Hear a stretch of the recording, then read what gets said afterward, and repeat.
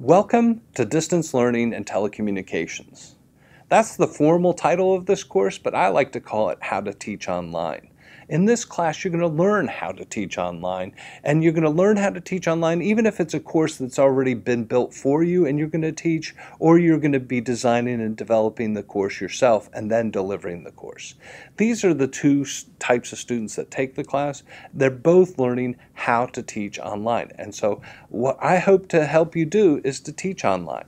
Now, I've been teaching online since 1998, and I've taught many online classes. And one of the questions I get asked all the time is, what's the difference between, what's better, face-to-face or online? That seems to be the question that everybody wants to ask. And my answer to that question is I usually give two examples, and they're both bad examples. So when people say, isn't face-to-face better than online? I said, well, in face-to-face classes, when I was at Purdue University as an undergraduate student in math, I took Calculus 1, 2, and 3 with 500 of my closest friends. And so is that class the class that you're talking about when you say, is it better for face-to-face or online? I don't think that those classes are very good classes. Now, the example that I always give with online when they say, well, is it face-to-face better or online better, is I always give a bad example of online. And a bad example of online is I put some PDF files up online and then I make some multiple choice tests to test whether or not they understood what they read. And that's your online class.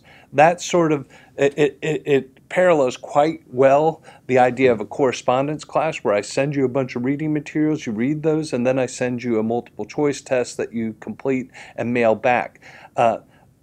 Both of those examples of education, I would say, are bad examples of education. Now, can you teach a 500 student class and be successful? Absolutely. There's a geography professor at the university or at Virginia Tech who teaches a class, and he has to cap the class at 3,000. He gets world leaders, it's a geography class. He gets world leaders from all over the world to come and Skype into the class and talk about issues, global issues. And students love that class. He's entertaining. He has a way of capturing your attention. He has a way of lecturing that gets people excited about geography. So can you teach a large class effectively face-to-face? You betcha. Can you teach a distance course that's got PDF files and multiple choice tests in a much more engaging way? Absolutely, you could do that. But what we're going to do in this class is we're going to try to figure out what's a good way of doing that. What's a good way of teaching an online class? What's a good way of creating an effective and engaging online class where you can establish relationships between you as the teacher and your students can develop relationships amongst themselves. That's what we want to do in an online class. If you think about what's a good face-to-face class and think back through your education, what's a good class? Often it's a class where you feel really connected to that teacher or that professor.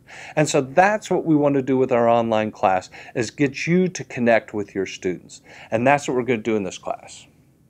So what I want you to do is I want you to take a look at the syllabus, read the syllabus, and then when you're done reading the syllabus, come back and I'll talk a little bit about the overall structure of the class.